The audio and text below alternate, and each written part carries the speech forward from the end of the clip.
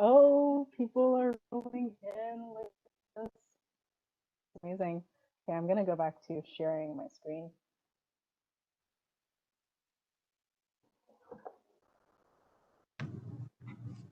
All right. So, Nancy, I'm gonna have you go first, and then afterwards, Oceanwise will follow up. Sure. Thank you so much for Not a being willing problem. to do the change. So, morning, everyone.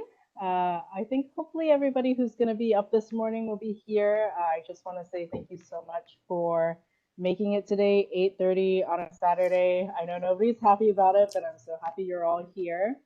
I just want to give a thanks to all of our participants who are making it not just today, but fall in general. I know that we've had so many, setbacks and so many things happen with, the pandemic.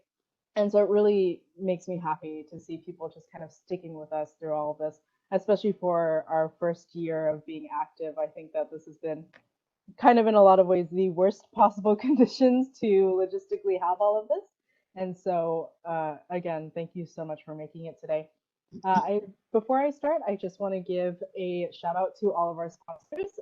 We've had a couple of changes in sponsorships over the years, or over the year, but essentially, this whole event has been organized by four meetup groups, basically. Women in Machine Learning and Data Science, Pi Ladies Vancouver, Our Ladies Vancouver, and Women Tech Makers. And so this has kind of been the largest collaboration women's meetup coding groups. And I think a lot of people here are probably familiar with at least one or two of these groups if they're coming into this event. If you're not familiar with these groups, definitely check them out. Throughout the year, we all have events and we all have workshops. And so it's an amazing thing to, see everybody come together. As well, we would like to thank our major sponsor, CANSSI. CANSSI, the Canadian Institute of Statistical Sciences, has been amazing in supporting this effort. So if those of you who aren't familiar with CANSSI, CANSSI is the Canadian sort of coalition of different universities that brings together the major statistical academic body here in Canada. And so to see them support, not just this event that's very grassroots, but also an event that doesn't necessarily directly support undergraduate students or graduate students, but instead working individuals hoping to enter data science. It's really nice to get that stamp of approval and that they're valuing the work that we're doing. I would also like to thank PIMS.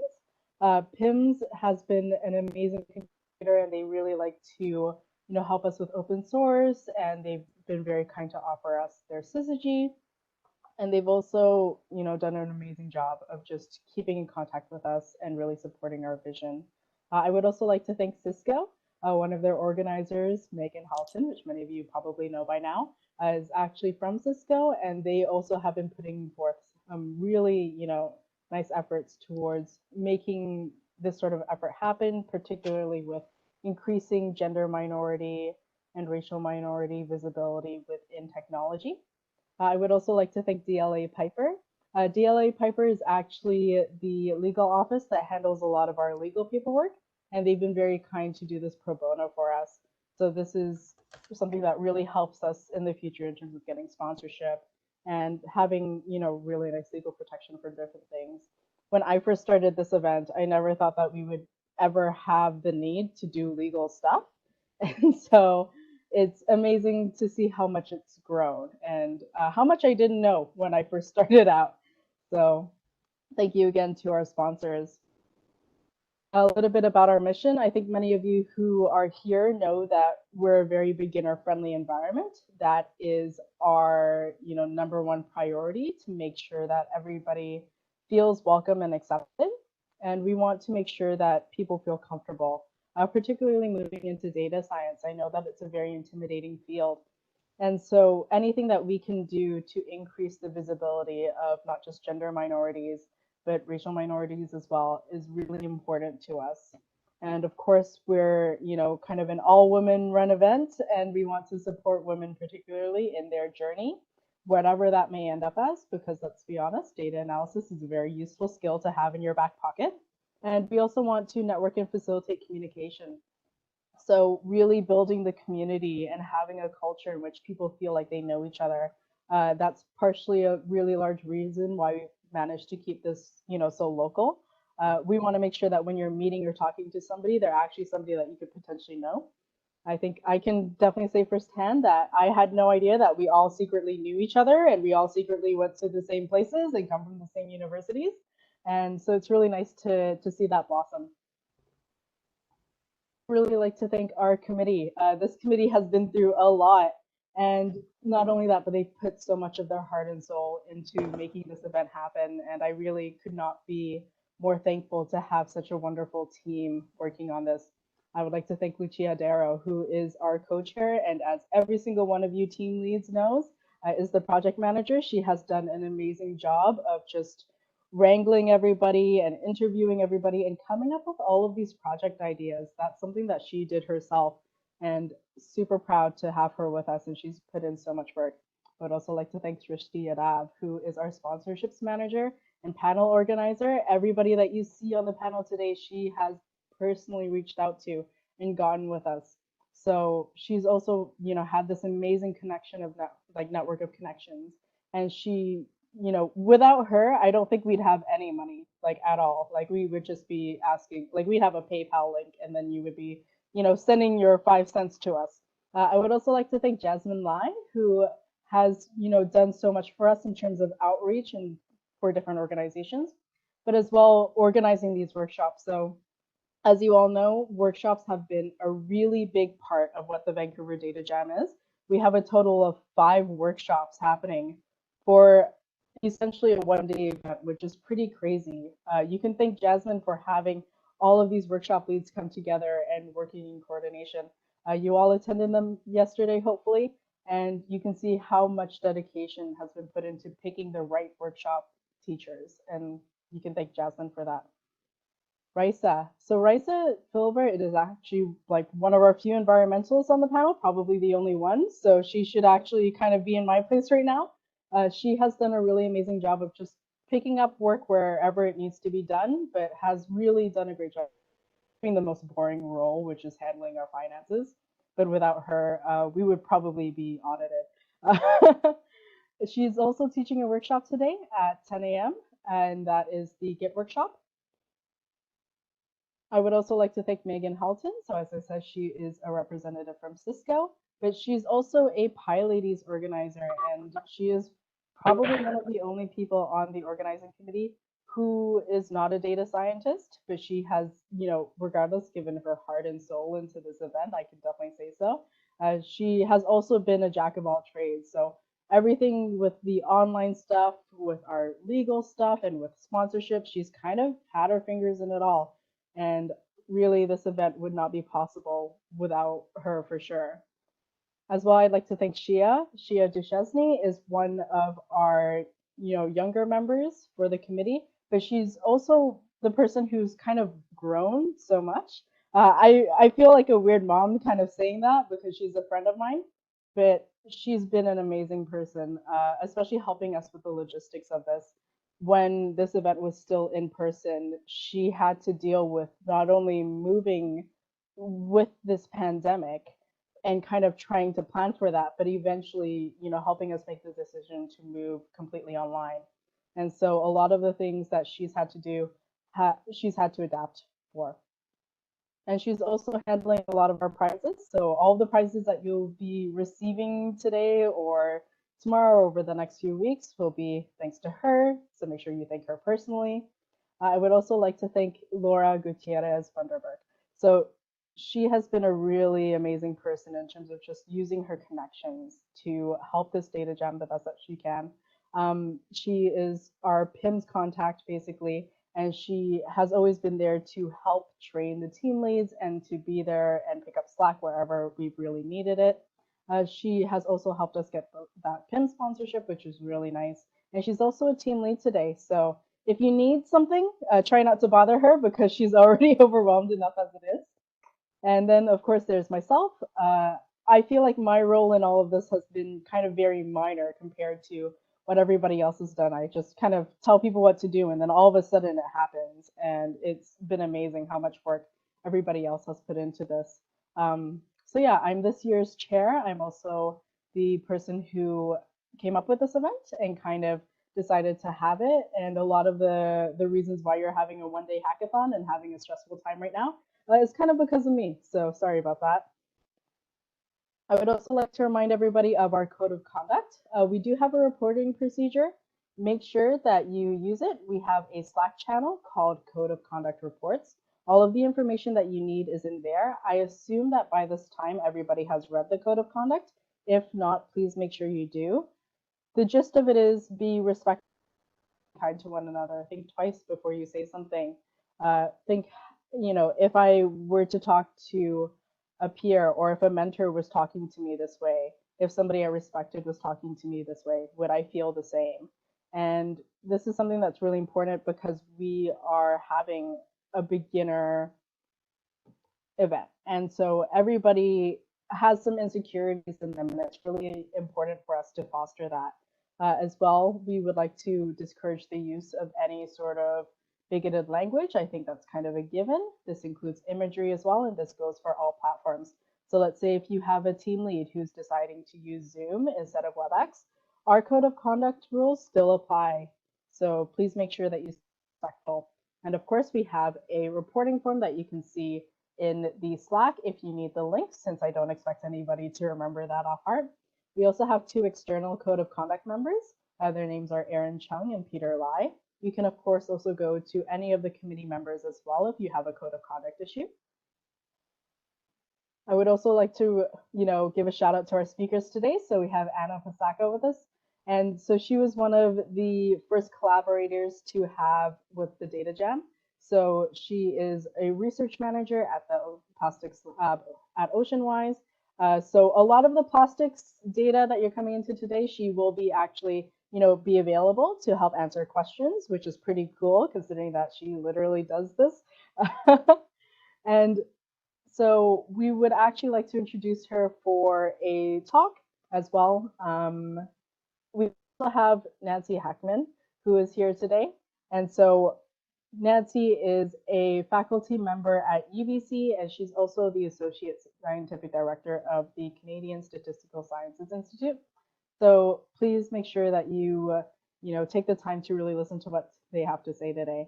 So initially, I was going to have Nancy come up first, but I actually wonder if Anna, you would be okay to go first, if that's okay? Awesome.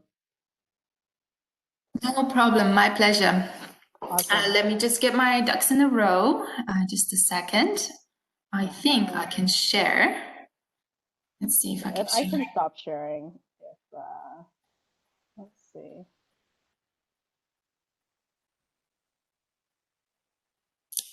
So many of you on the other side. Hello. Let's get up to speed here. Okay, perfect. So, Lisa, could you give me thumbs up that you can see my presentation? Yes. Perfect. Thank you. Your slides are viewable.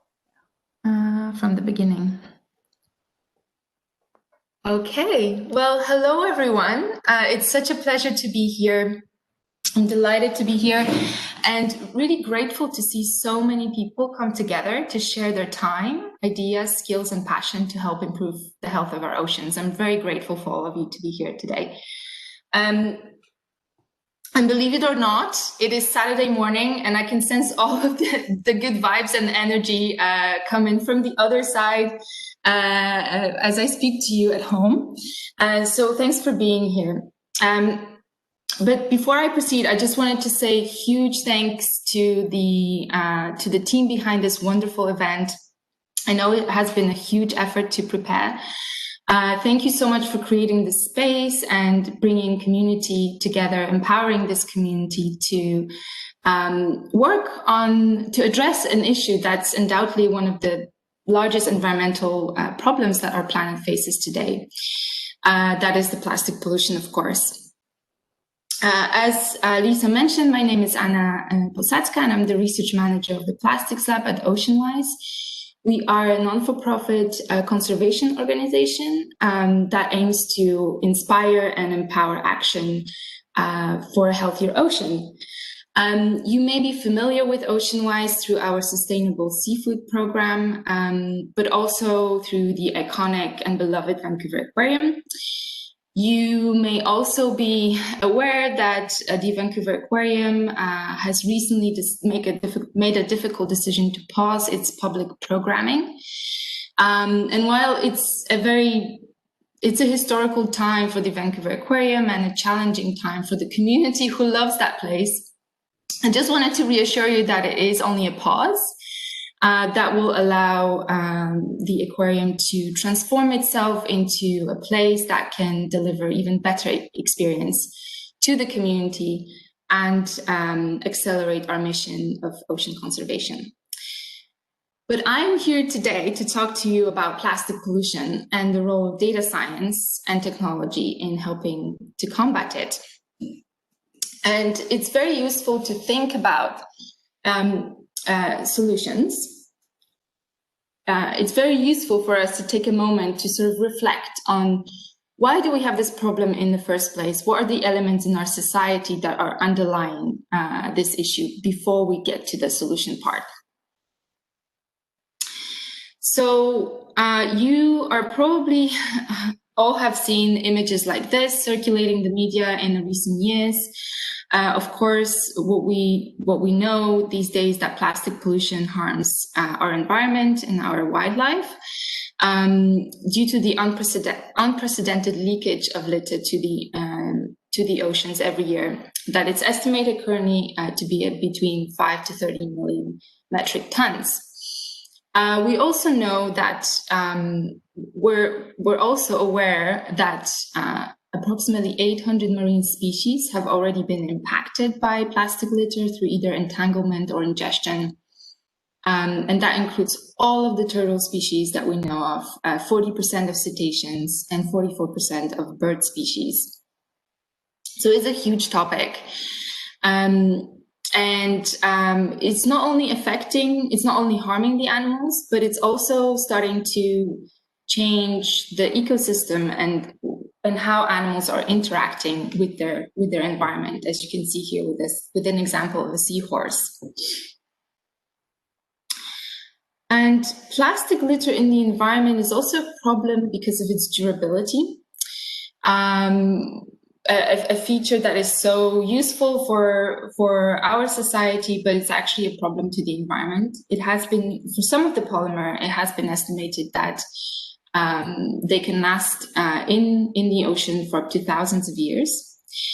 Another issue is that our products, once they reach the environment, they break down into smaller pieces. And these smaller pieces are then available and ingested to smaller organisms at the basis of marine food webs. So now we're in a situation where no longer are large plastic litter an issue, but also these smaller particles. And we're seeing an infiltration of the global marine food web with plastics. The pieces that have been examined most extensively by scientists in recent years are known as the microplastics, and are only the type of plastics that our lab at Oceanwise focuses on through research in the coastal British Columbia, among many places. And in fact, what you can see here on the right are the microplastics that we've detected in Cole Harbour seawater. There's a green piece that probably came from something larger, and also some plastic fibers that we'll get to in just a moment. And the numbers of microplastics that we find in our local, on our coast are in the orders of thousands of particles per cubic meter. So we know this is the problem. We know it's extensive, but it's very useful to think about why we have it in the first place, and in order to come up with solutions. So it's due to two reasons. One being an overproduction of plastic litter in our society, with an estimate of 300 metric tons in 2014. And an increase of 20 times since we started producing this material. So we are overproducing, making a lot of unnecessary products that are making their way into the ecosystem. Another reason why we have plastic pollution is what we call the linear plastics economy. And essentially, it's a model that allows for the majority of the plastics that we make at 78 million tons per year. This is an estimate based on 2016, to either end up in our landfills or leak into the environment, with that leakage representing about 8 million tons that I mentioned to you earlier, 5 to 13, on average 8 million tons. And it's only a very small percentage of that litter that is being captured for recycling, and it's being recycled in globally. So overall, this wasteful sort of model that allows for leakage of plastics into the environment, that's why we have plastic pollution.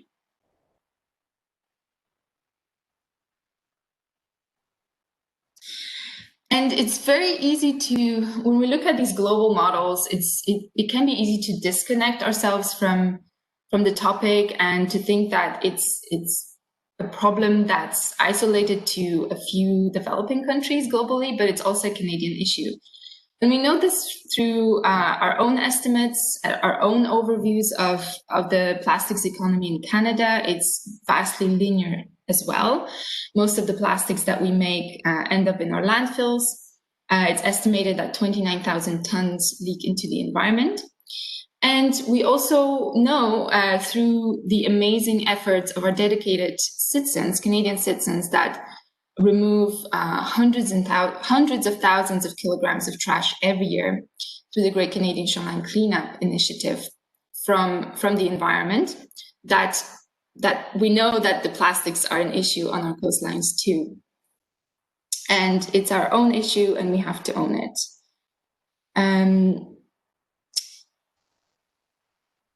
And the last piece of negative news is that plastic pollution is on the rise and is getting worse fast. So it's September 12th, 2020. That's today. Our accumulative release of plastic litter to the environment sits at 150 million metric tons. And it is also the day where my nieces that you can see here, that's Martha and Edith, are 6 and 4.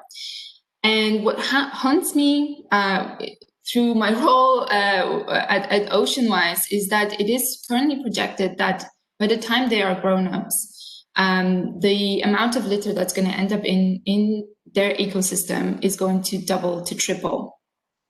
So we really have no time to waste, and we have to act now, and we have to continue to working as a community to accelerate the change and turn the tide on plastic pollution for the healthier planet of our next generation. And I dumped a bunch of bad news over to you, but the good news is that, and I don't think I have to convince many people here, that over the years we have this amazing momentum for change that has built. So the change is coming, and we have the opportunity to help shape it. Plastic pollution is a complex problem. It's going to require comprehensive solutions in industry, government, but also a shift in consumer behavior. And I believe that technology is going to play a vital role in helping us to better understand the nature of the problem, understand what kind of plastics end up in the environment, and help us develop technologies that will address the issue effectively. So what I wanted to do in the next few slides is actually tell you where the data science fits in those different pieces that have to happen to combat plastic crisis that we're facing right now. And number one is what we like to call the radical reduction. And this is where we, as you have seen earlier, we have overproduction of plastic products, overuse of plastic products. So we really need to help both consumers and policymakers to understand the footprint that individuals have, and what are the kind of materials that are most problematic in our society, so that we can take actions and regulate those. An example that I like to use are the infamous plastic bags.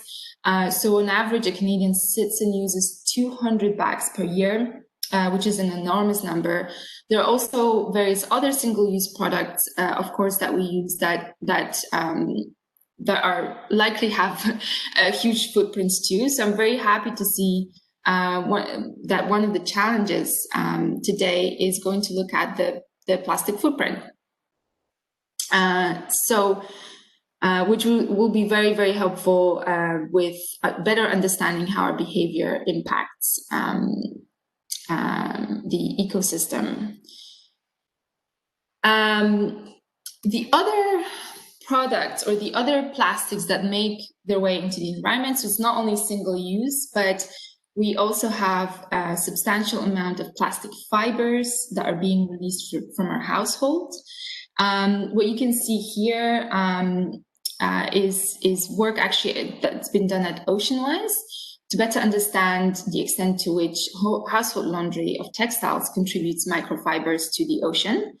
So every year, an average household in North America, that's Canada and the US combined, release millions, over 500 millions of these plastic fibers to the wastewater stream. And collectively, as a continent, we are sending quadrillions of these plastic fibers to the environment that is equivalent of a weight of 10 blue whales. So again, a huge and important source of plastic pollution to the environment. And I'm pleased to see the microfiber habits challenge here as part of this, this event. The next thing we need to do is help individuals sort their rubbish. What you can see here is actually an image that I took at a recent trip to my local pub. And where you can also see that despite the best efforts of the owners of this pub, I mean, these are huge stop signs here, and a system that's designed to separate litter for recycling.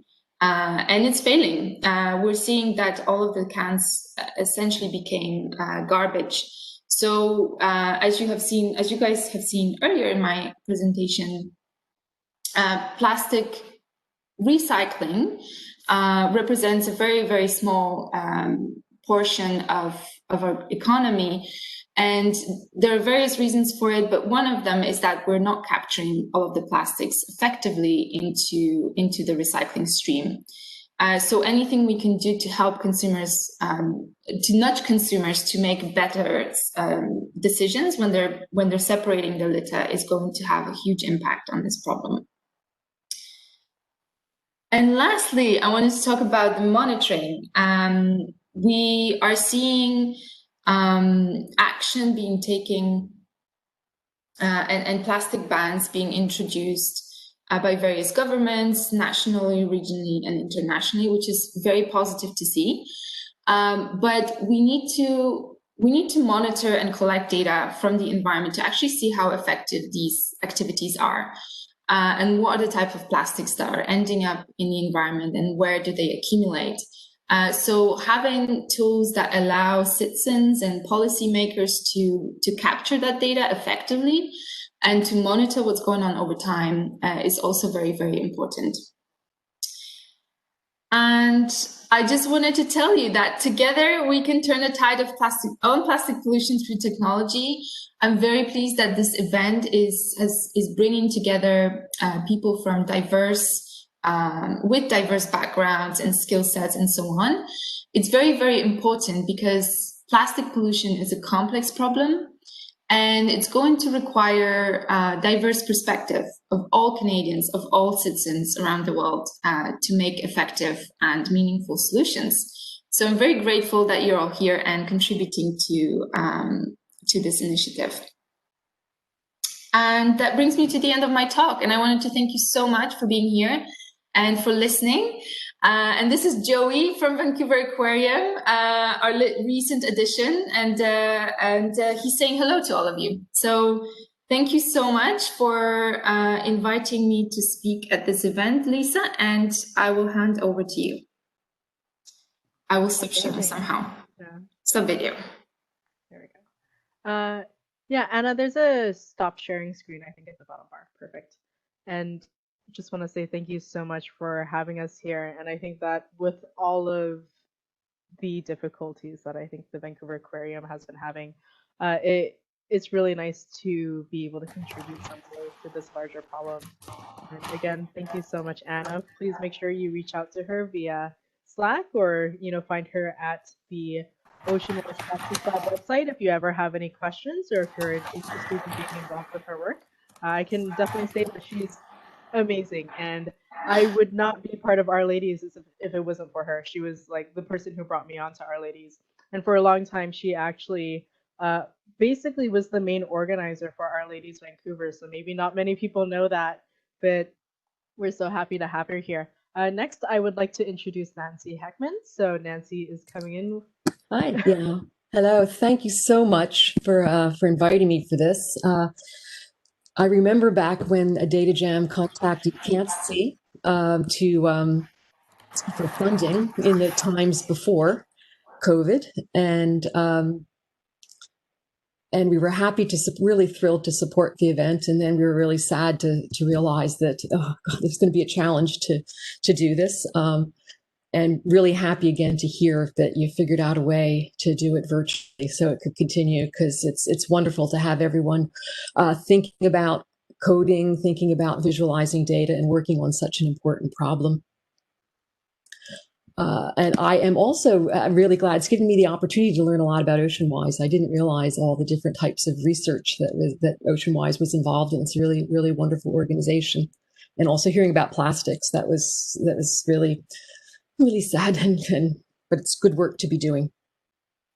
I'm going to take a little bit of a sort of historical step back view a bit and talk about who I am, because I'm kind of old, and also give my view of how statistics fits in with data science.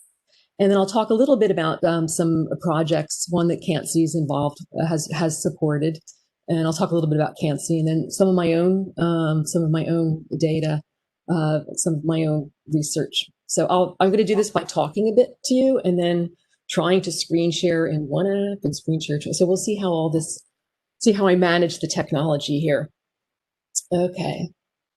So I went a very traditional route.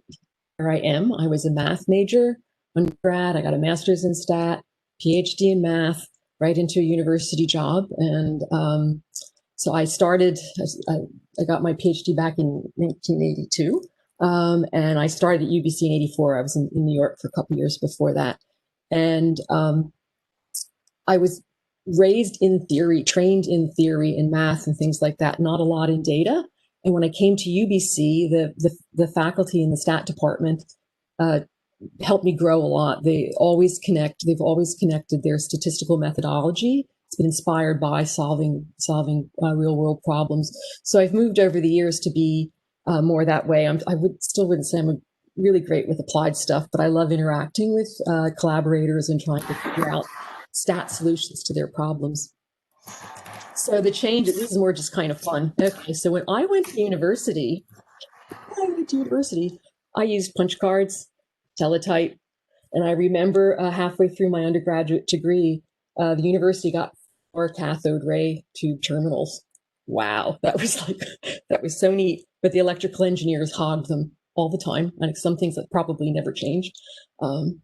So a lot of changes, and now far better than I do the kinds of changes with the computing and coding, the computing power that we have nowadays for visualizing data, analyzing data. Even visualizing data in 3 dimensions. There are ways you can have a virtual reality walking through a data cloud to understand it. It's just incredible where we've come. And of course, we're collecting a lot more data. It's not just the biologist with the field book, pen and paper, writing down the data. There are biologging tags on animals. Humans have all kinds of tags, from Apple Watches to cell phones. And of course, things like Google are constantly collecting data. So technology has changed data and data analysis in a lot of ways. Also, the interest in statistics and data science is skyrocketing. I won't even give you the numbers. It's just been incredible since I've been here. Other thing that has changed is, fortunately, the number of women in statistics has increased. I can speak from my experience at UBC. When I came to UBC in 1984, there was one other woman faculty member in the department, and 2 years later, she left for U of T. So I was alone from 1986 to 2001. Long time.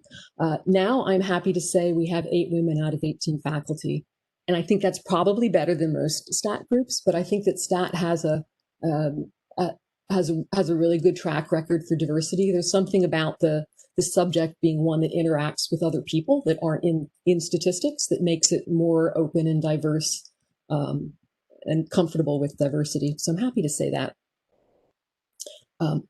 I wanted to say a word or two about mentoring and the importance of network. You may all very well know this. It's an amazing network that's being built here, and your peers are super important. You always need somebody to just bounce an idea, whether it's a technical idea or whether it's getting help on how to do something, a technical thing, or just like, was that something jerky that happened? Or venting, just getting that kind of information, it's super important. Mentors, somebody more senior is important to you. That woman that left for University of Toronto, she was an important mentor to me in those 2 years, and she's been since then. I called her often over time, or emailed and said, "Hey, the head said this. What did that mean?" And I get the translation and with help for action plans on what to do. So those things are extremely important, but also keep in mind that don't hang around people that you don't respect. Okay, no, it's not hang around them, but don't get too connected. Not worth it. There are a lot of people out there that are worthy of your connections, and don't forget that you too can mentor. There are, no matter who you are, there's somebody who's looking up to you and can need a helping hand. So don't forget that. So that's my little blurb on that. So now with statistics and data science, I don't know if this Venn diagram is still going around with the stat, math, computer science, intersecting data science with little like hacking arrows all over. I think it may still be around. If you ask somebody what is data science, like at this point, people usually cringe, like, don't ask me. I don't want to define it. I just want to do it. So I'm not going to define it. I'm just going to talk about how I see stats role in it. And I like to use the word inferential data science to describe statistics, that part that statistics intersects. So visualizing data, important. Summarizing data, important. Data are complex these days. You can't not visualize and summarize.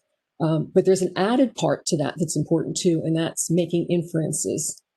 So what I mean by that is being able to generalize whatever you have from your data to a larger group or into time, predicting into time. You're not just trying to figure out what's going on with the data set you have. You're trying to say things beyond that. So Anna, you had a plot about plastic use into the future. So that's an example. There must have been some model under that to be able to draw those lines going forward. Another thing that's important is assessing uncertainty. Okay, you've got your data in front of you. You're totally certain, well, assuming there's not bias and measurement error and stuff like that, you're totally sure about the data in front of you. But when you start saying things about the future or about a larger population or group, your statements have to be made with uncertainty. And that's when inference comes in. And Anna, again, I noticed you had little bars. Good. So that's what I mean by inferential data science. It's taking into account the generalization to larger arenas and also putting uncertainty. Okay, so now I'm going to try to share. Let's see if I can get the right share. I'm going to share with Firefox. Okay. Sharing from one monitor at a time provides, I don't know what that means. Okay. Can you see? Are you sharing now? Yeah, okay, I'm sharing Firefox. It says it. Thank you. And I will not at this point try. Can you see? Oh, you can see it, right? Yeah. Okay. This is the CANSSI website that I wanted to just show you so you can see. CANSSI gets its money from NSERC, which is the federal funding agency for science and engineering, and also gets money from different universities. Its goal is to support statistics research, and it has a main focus on collaborations with non-statisticians or on usually applied problems. So you can see there are different programs flashing across here, I wanted to show you the collaborative research team projects because they're the big ones. These are huge. These are all the ones that CANSSI has had over the year. They involve different teams. People put in competitive proposals and CANSSI adjudicates those. And each team is composed of people from different universities across geography, and they're addressing, you can see a new one here is this ecological data. Another one that is probably of interest a lot is this sustainable fisheries. That's actually Joanna Mills Fleming in the Maritimes has had 2 of those. She's doing incredible work. There's this group down here, statistical methods for challenging problems in public health microbiology. I know right now they're working on COVID things. So all of these different teams are working on applied, developing statistical methodology in an applied setting. This one is particularly great. It had a focus on the main page. I can get to the right. It's the second slider. Yeah, it's about, I think I hold that, it'll stay. Yeah. This was a team that was looking at modeling forest fires, and its purpose was to be able to predict where fires might occur with some uncertainty, of course, uncertainty measures, and also to model how fires would spread. And so this is used in helping firefighters allocate their resources for fighting these. Of course, that's incredibly important these days. Okay. So now what I want to do is talk about me and what I'm working on. I'm going to show this, and I'm going to see if I can go to full screen. So I've been working with some, I'll start that in a sec. This is Facebook for the Marine Mammal Research Unit at UBC. And this group under Andrew Trites has a project comparing southern resident killer whales to northern resident killer whales. There are lots of different groups working on this. I know Oceanwise I checked the page. Oh, you guys are doing that too. It's like everybody's doing this. And as you may know, these 2 groups are quite different. The southern resident killer whales get a lot of the press because they're very, very unhealthy and the numbers are dwindling. The northern they're doing fine. So the goal is to try to compare what's the difference between these 2 groups and have some kind of an understanding of how to help the southern resident killer whales. I'm just going to run. This is probably about a week old. This footage, it's drone footage of some killer whales, northern resident killer whales, and I think they're both porpoises and dolphins. I'm not a biologist, so I'm going to say stupid things. It's just amazing footage. They had a ship up there. Now it's in the Johnston Strait looking at the southern resident killer whales. And these whales are tagged up the wazoo. They're not allowed to tag the southern that much because for obvious reasons. So the data they're collecting, there's drone footage, so they can do measurements on size and things like that. They can look to see when they're eating, when they're playing, they can look at the behaviors, and they can pause that before you see what kinds of things I tend to look at. Here we go. And they also have focal follows. People are in the boat or following and saying, oh, they're playing, right? Write it down the old-fashioned way. Maybe they type it in. Oh, looks like they just ate something. They're bringing food to the surface. So it's all about understanding behavior. These whales have tags on them. One tag measures depth as a function of time. So you can see it diving and going up. The tag also measures 3D acceleration. So it can tell if the whale's kind of looking around, if it's rolling. It's all behaviors that might be associated with looking for prey. These kinds of measurements. The other thing is each whale also has a camera on it. So you can see if it's going to eat a prey, but not, oh, somebody else part of the dolphin. Thank you. Thank you for my biology lesson. Very good. We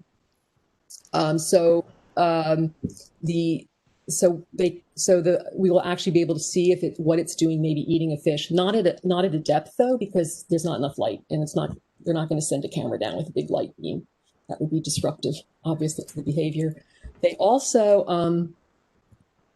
have acoustic. I'm trying to do. Why is this not doing escape? Sorry. I'm trying to see why I can't. There we go. That's what I want to do, because I want to go to this other last one. They also have acoustic, I don't want to take too much of the time. They also have a microphone so they can hear crunches, which is kind of cool. So that would be eating. I just want to show this short one. This is from the camera on the whale, and it's, I find it chilling. It's just, look at that, whoa, thing from the whale's point of view. Absolutely amazing. So they post, they have a bunch of these, they have a bunch of different footage. I encourage you to look at Facebook.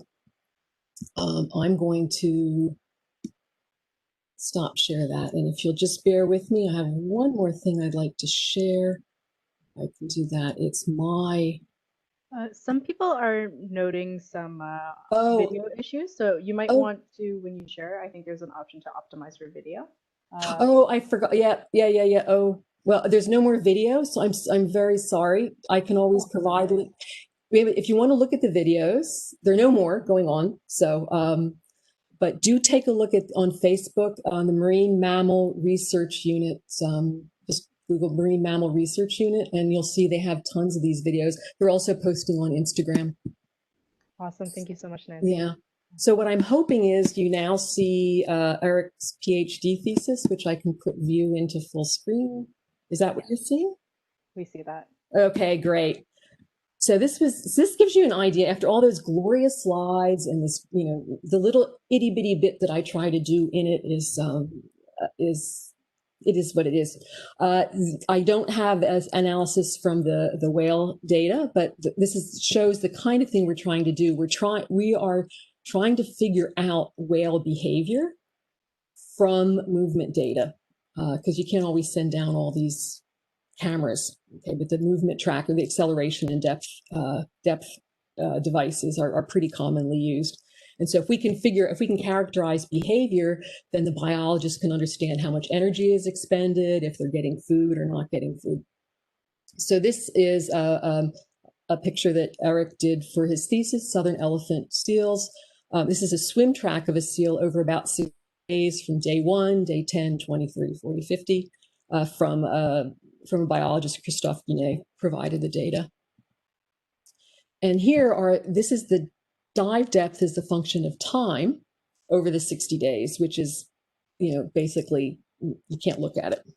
So Eric looked at a snapshot. This is over the days from November 11th to the 26th. Each line is a day for 24 hours. Okay, for 24 hours. And you can see the time scale on the bottom, 0 to 24. And now we can see individual dives. Some are shallow. Looks like there are a whole bunch of shallow ones in a row, and then it goes into deeper. Some of them have flatter bottoms, some are pointier bottoms, some are sawtooth shape. So each shape gives some kind of characteristic of the behavior, and that's what the biologist wanted us to look at. So what Eric did was he figured out a model that would focus on shape, and then what he did is a cluster analysis. So he used shape and this algorithm that he had, this model, to cluster, and it came up with 8 clusters. So here we have a picture. Each cell there shows the dives within the cluster and what is a typical shape. And then you go to the biologist and say, what does this mean? So shape 7 is a drift dive. That's easily recognizable. Sorry, I keep saying whale, seal. The seal is asleep and drifts down and then wakes up. It's kind of fun, and then goes up to the surface. Shape 3 is probably a foraging dive. It's found if there's a layer where there's a lot of food, the seal will stay at that layer and keep munching and then come back up. I'm not sure what the interpretations of all the other ones were. So that's the kind of thing we'll be doing with the whale data, but we'll also be using the fact that if you go back one, you can't go back. No, there we go. If you notice, there's a pattern from dive to dive. Dives tend to come in a series and all the same. Eric didn't use that, so we're hoping to use that with that fact to get more information. So that is,